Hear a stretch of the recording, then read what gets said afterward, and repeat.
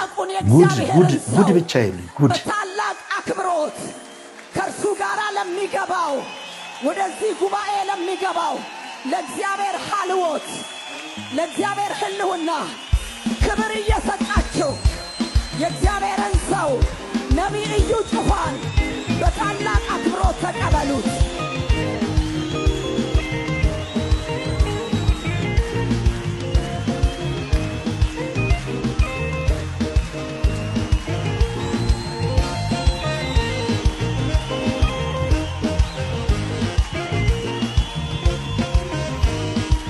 አመፀኛ ህዝብ ስትሆን የእውነትን ፍቅር ያንን የትህትናውን ጌታ ኢየሱስ ክርስቶስን ስትንቀው እሱን ማክበር ስትተው ራሱ እግዚአብሔር የስተትን አሰራር ይልክብሃል።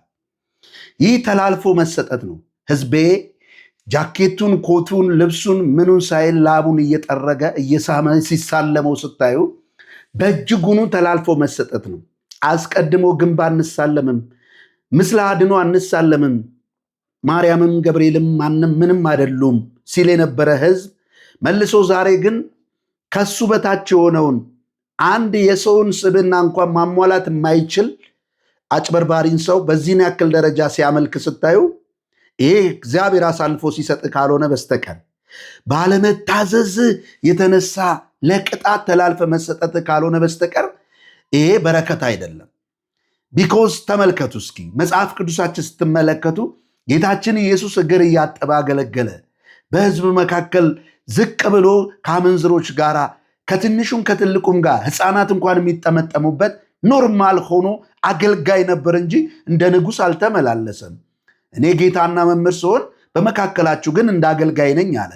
እነ እዩ ጩፋ ግን ቢሮአቸው ስንተኛ ፎቅ ላይ እያለ ከስር ደግሞ አዳራሽ እያለ በካሜራ ኮኔክት አድርገው ከዛ በኋላ ያስነግራሉ።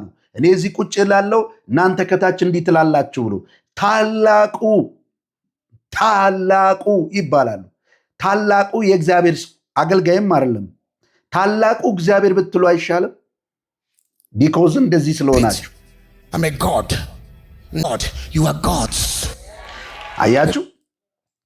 እነዚህ ሰዎች እኛ እግዚአብሔር ነን ብለው ሰዎች ከሚያመልኩት ከጌታ በላይ ራሳቸውን ከፍ አድርገው ያስቀመጡ ራሱን በራሱ ጊዜ ሊገለጥ ያለው ያ የዓመፅ ሰው መንገድ ጠራጊ ሐሰተኛ ነቢያቶች ናቸው።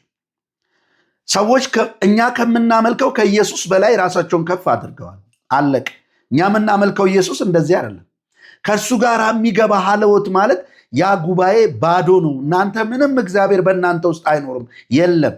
ለዚህም ነው ስትሳለሙ፣ ስዳስሱ፣ ስታመልኩት የነበረው። ወዳጆች ምን ልበላችሁ፣ ከማመልከው ጌታ በላይ ራሱን ከፍ ያደረገ ሰው እያየው ይሄ እግዚአብሔር ሰው ነው እንዴት ልበለው? ጌታዬ እንኳን እንደዚህ እኮ አልሆነም። ሐዋርያቶቹም እንደዚህ አልነበሩም። የጴንጤ አገልጋዮችም እንደዚህ አይደሉም። ብዙ አገልጋዮችን ንቃችሁ በራሳችሁ ላይ ሰይጣንን ላነገሳችሁ ይልባኝላችሁ።